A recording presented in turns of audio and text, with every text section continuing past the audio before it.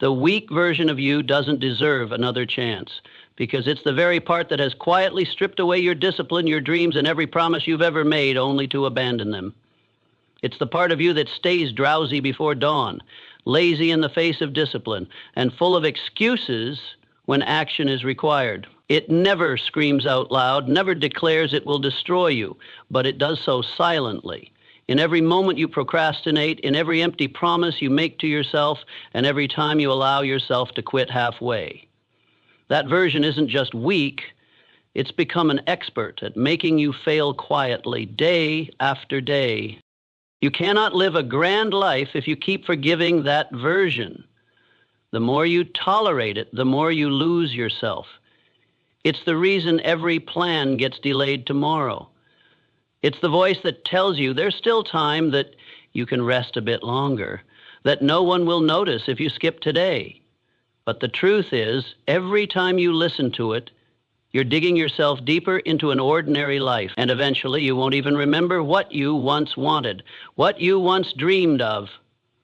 All that remains is a smooth, forgettable cycle of days repeating themselves. The most dangerous thing about the weak version is not its laziness. It's its ability to rationalize. It makes you feel justified in putting things off. It gives you short-term comfort at a very steep price, the loss of your inner strength and identity.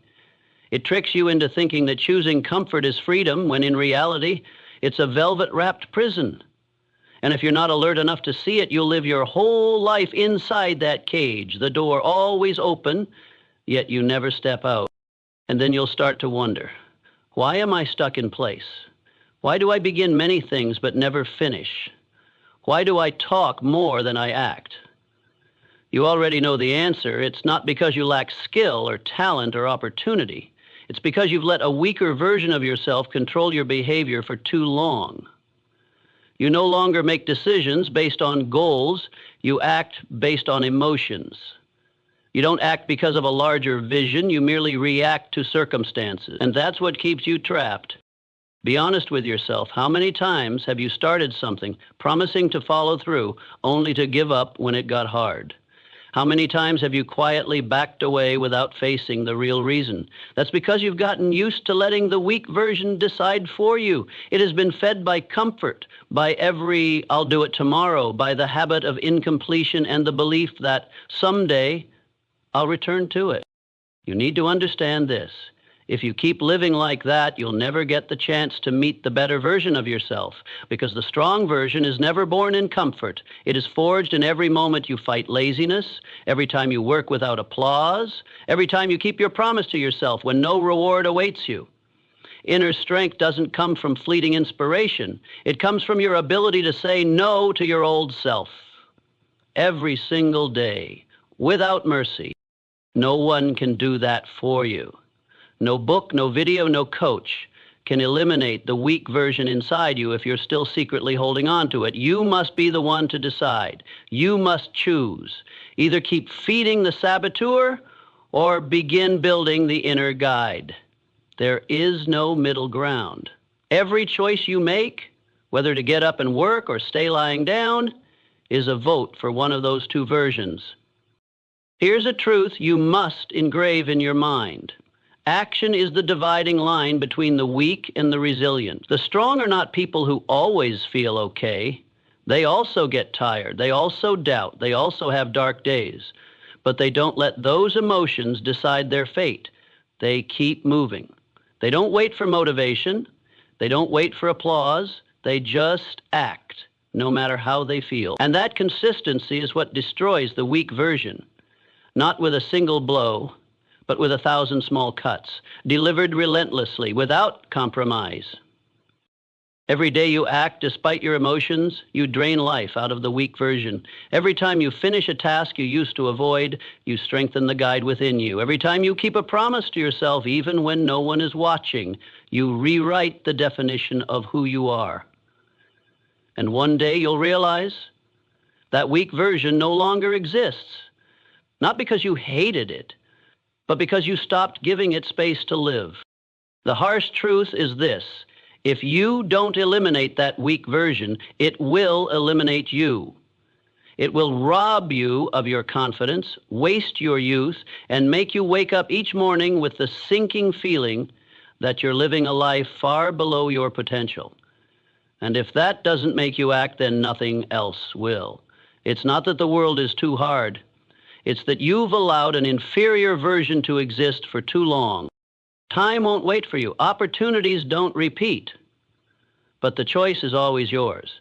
And the very first, most urgent choice is not to make a new plan, not to seek inspiration, but to decisively kill off the old self. No drama needed, just a series of bold actions, a clear decision. I will not live like this another day. And from that moment on, everything changes.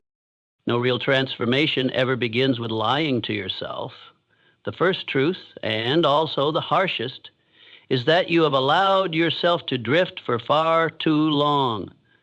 No one forced you to procrastinate. No one made you break promises to yourself.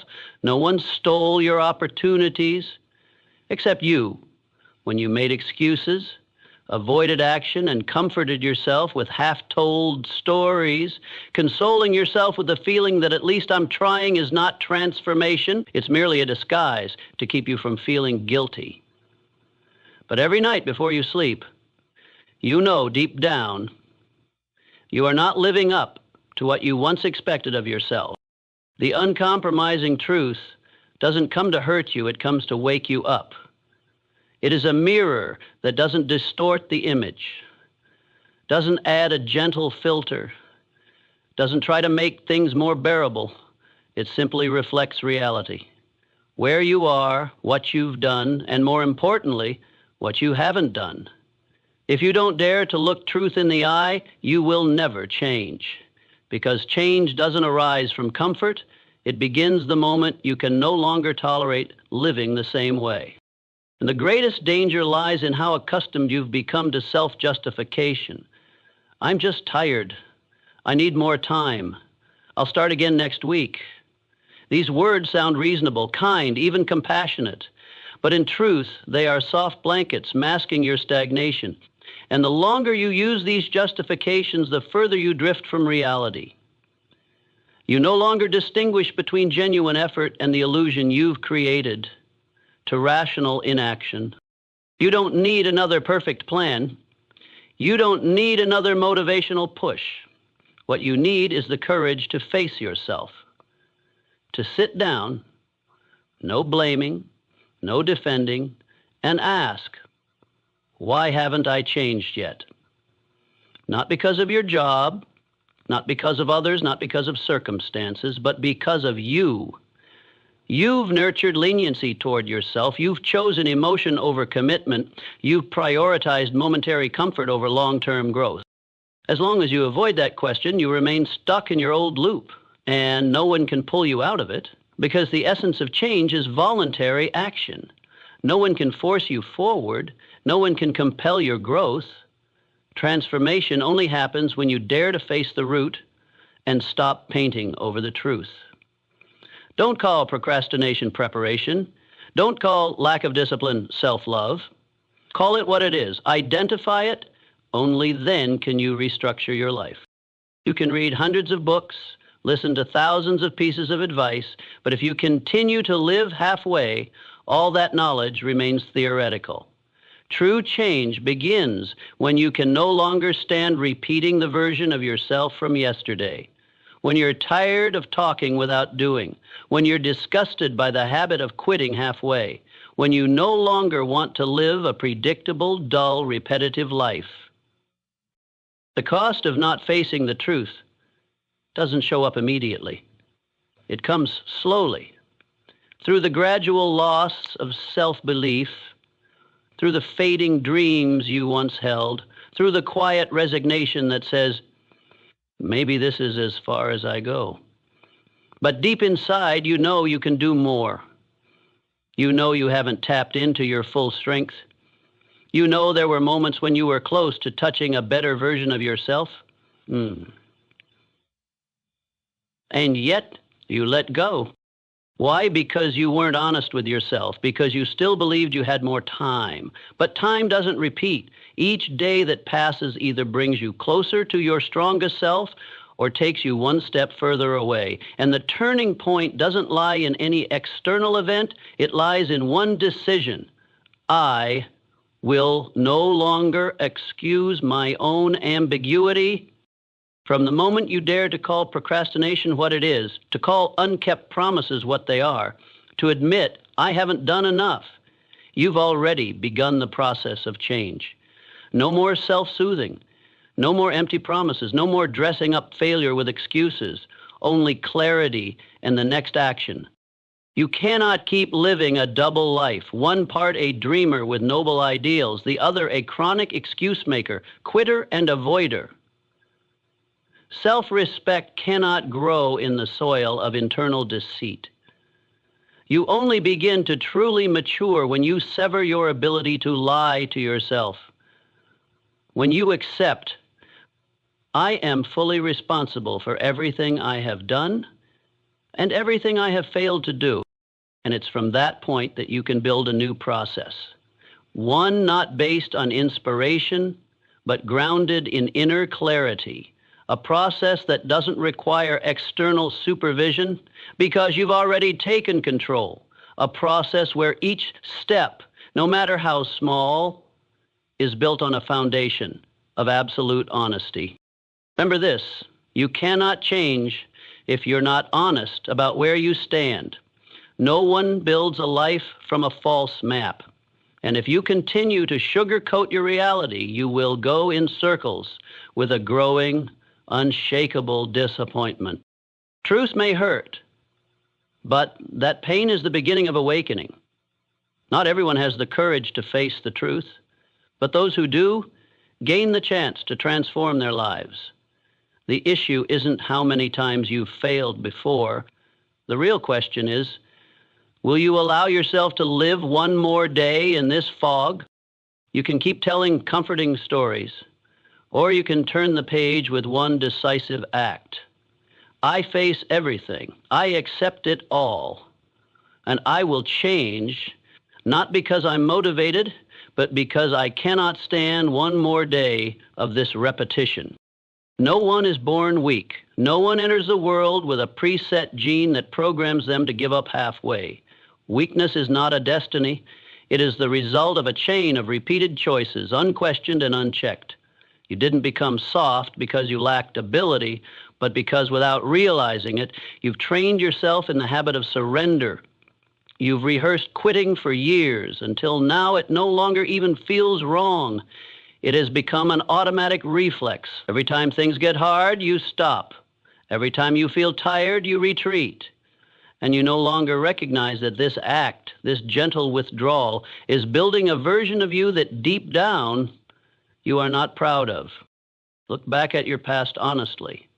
How many times have you made plans with strong resolve only to follow through for a few days? How many times have you started with intense motivation only to lose it all because of one justified lazy day, those short breaks, those I'll let myself relax a little moments? You thought they were harmless, but they were quietly forming a behavioral pattern. Face discomfort, retreat, encounter difficulty, give up, and the more reasonably you quit, the more you erode the sharpness of your inner discipline.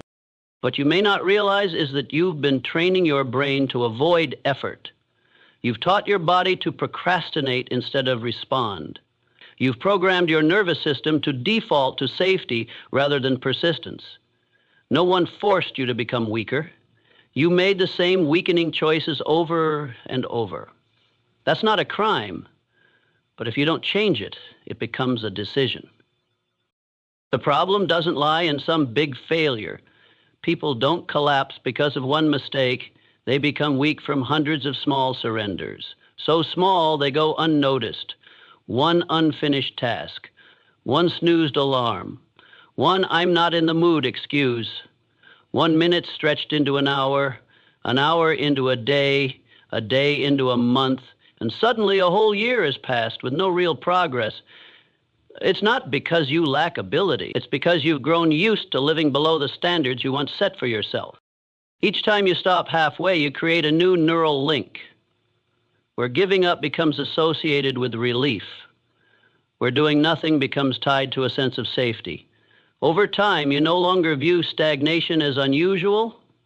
It becomes the default. It becomes your new normal. And the terrifying part is you start to accept it. But here's the good news. Just as you trained yourself to grow weak, you can train yourself to become strong again. Your brain is flexible. Your nervous system is reprogrammable. The only condition, you must dare to sever those old circuits where I'm tired, I rest, I'm bored, I stop, I don't see results, I quit. Each time you act contrary to those old habits, you are redrawing your reflex map. And if you do it often enough, consistently enough, a new identity will emerge. You don't have to become superhuman. You just need to start doing the opposite of what your weaker self would usually choose. When you feel like delaying, start immediately. When you feel no desire, act for just 5 minutes. When results seem far, remember that this is the very moment you are building endurance. You don't need to feel amazing to take action. You just need to understand. Action is the only way to break the old reflex chain. Picture yourself as an athlete who's spent years training with incorrect technique. Now you must retrain from scratch. It will feel awkward, it will feel wrong, it will feel unnatural. But in this very discomfort, you are laying a new foundation. And if you stay the course, what once felt wrong will become normal. What was difficult will become routine. What once made you hesitate will become instinct. Don't wait for inspiration to change. Inspiration is only the starting spark, not a sustainable fuel. What you need is a new behavioral system. Every time you want to stop, push one step further. This isn't just fighting off laziness. It's reprogramming your sense of self. True strength is not never getting tired. It's acting even when you are. It's not always having motivation. It's keeping your commitment even when motivation is gone. The strong aren't different by birth. They just don't allow retreat to become a familiar reflex. From today onward, begin noticing your micro responses. Every time you're about to procrastinate, pause and ask, what am I training right now? Because every behavior is training. You're either training progress or you're training retreat. There is no gray zone, there is no neutral ground, and every small choice is accumulating into the person, strong or weak, that you will ultimately have to live with. You can read hundreds of books, listen to thousands of pieces of advice, write out all your goals on a whiteboard every morning, but if you don't act, all of it is just illusion dressed in a mask of positivity. Action, not motivation, not knowledge, not those fleeting moments when you feel ready, is the only weapon that can decisively extinguish the weaker version of you. That version doesn't fear your logic. It doesn't tremble at the declarations you shout. But it fears action, because real action is the one thing it cannot coexist with. The weaker version of you doesn't die because you start thinking more positively. It doesn't leave just because you've written down a new plan. It only disappears when you do the things you've been avoiding, delaying, excusing. When you step into the tasks it dreads, resists, and finds uncomfortable. That's when you strike at the root of its existence. It survives because you keep thinking without doing. It grows stronger through cleverly justified procrastination. And it overpowers you because you allow your behavior to follow emotions instead of leading your emotions with behavior. Everything you're seeking, confidence, strength, self-respect, real inspiration, lies behind action. There is no shortcut. There is no secret formula. You cannot rise by standing still. You have to move. Even when the path is unclear, even when everything inside you screams to rest, to stop, to wait. Every step you take in that fog strips power from the weaker self and gives control back to the stronger one inside you. Don't wait for motivation to act. Don't wait until you feel ready. Don't wait until things are perfect before you begin, because if you do, you are unconsciously obeying the weaker version. It always has a seemingly valid excuse. It's not the right time. I need more space. I'm waiting for the spark. But if you look closely, you'll see action has never depended on emotion. Emotion is always driven by action. Inspiration comes after, not before. Belief grows after you do the thing, not before you think about it. And action doesn't need to be big. Don't wait for a grand turning point. Just wake up 15 minutes earlier. Just finish that task you've delayed all week. Just say no to one old habit. Every small action is a brick that helps demolish the house your weaker self has been hiding in. You don't need to shout slogans. You just need to do, and do it consistently, every day, without an audience, without applause. Because the person you're building doesn't need a stage. They need a foundation built from daily, tangible behaviors. When you act in moments of resistance, you're retraining your nervous system. You're establishing a new connection. I act even when I don't feel like it. And the magic is this: when you repeat it enough times, your brain will begin to believe this is now the standard. You won't need to force it forever. You just need to stay consistent long enough for action to become your new reflex. And once that happens, the weaker version no longer has a habitat. It will die naturally, not through battle, but because the environment it needed, delay and excuse, no longer exists. You might ask, but what if I'm tired? What if I'm truly exhausted? Learn to distinguish between physical exhaustion from real effort and the fatigue caused by prolonged avoidance. Tired from hard work can be fixed with proper rest. But feeling drained when you've done nothing, yet that's the weaker version manipulating you.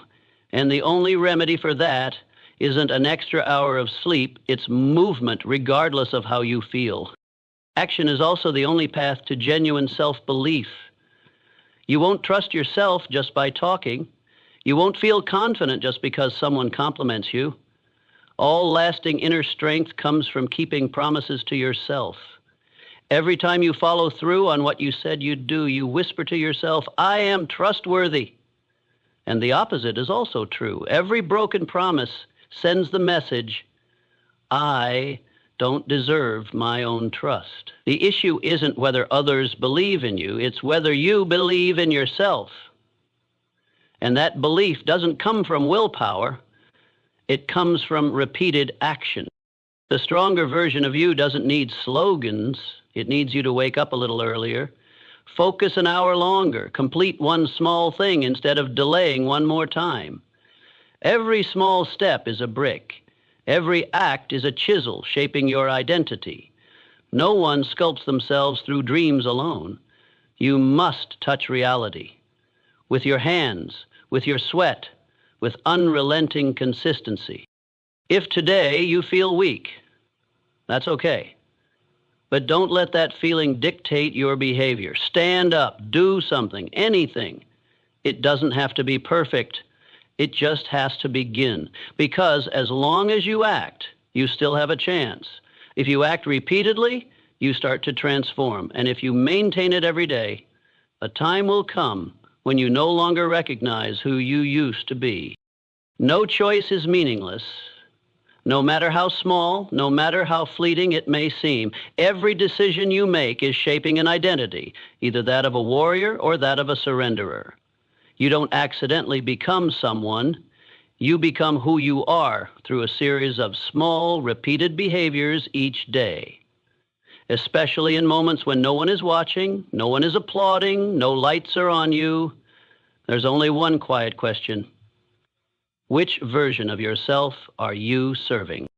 When you choose to get up instead of snoozing for 10 more minutes, you're not just changing your morning routine. You're sending a message to your brain that you are in control, not a servant to your emotions.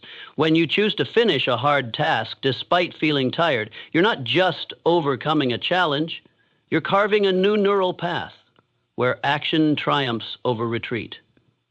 On the other hand, each time you give up just this once, each time you allow yourself a little comfort, each time you whisper only today, you are feeding the weaker self.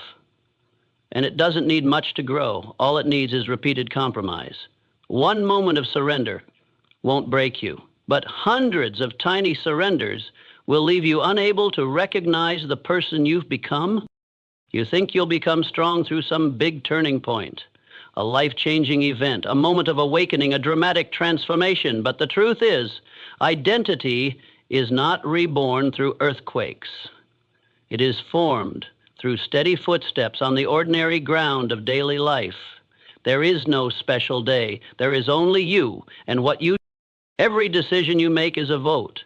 Either you vote for the warrior, the one who shows up regardless of circumstance, who acts even without immediate results, who keeps promises to self without reminders, or you vote for the surrenderer, the one who only acts when it's easy, who only persists when comforted, who only stays disciplined when it feels good.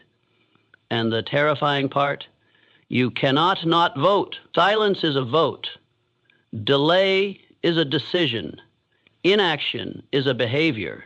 And if you are not actively moving toward your warrior identity, you are by default heading in the other direction. Ego is not some vague philosophical concept. It is the belief system you are constructing daily through behavior. When you repeatedly choose ease, you are programming yourself to be someone who crumbles under pressure. When you choose rest over action again and again, you are shaping yourself into someone who doesn't complete things. When you make promises and fail to follow through, you are teaching yourself that your words don't carry weight. And then you stop trusting yourself, not because you're not good enough, but because you've eroded your own credibility with countless small decisions. Confidence doesn't come from what you say loudly. It comes from what you prove quietly to yourself, that you keep your word.